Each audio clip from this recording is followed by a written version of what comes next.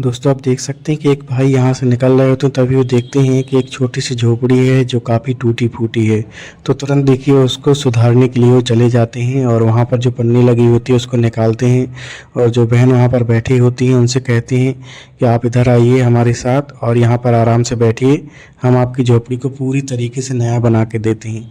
और फिर देखिए वही झोपड़ी में पूरी साफ़ सफाई करना शुरू कर देते हैं और साफ़ सफाई करके देखिए कितनी बेहतरीन तरीके से क्लीन करते हैं पूरी झोपड़ी को।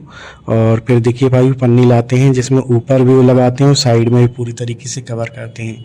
कवर करने के बाद एक कालीन लाते हैं, कालीन बिछाएंगे और फिर एक देखिए पलंग लाए हैं और फिर उसमें बेडशीट और तकिया लगा करके उस बहन को बैठाते हैं और उसके लिए देखिए ढेर सारा राशन लेकर के आते हैं। तो इस तरीके से इस भाई ने उनकी मदद की और फिर बाद में भोजन भी उन्हें कराया।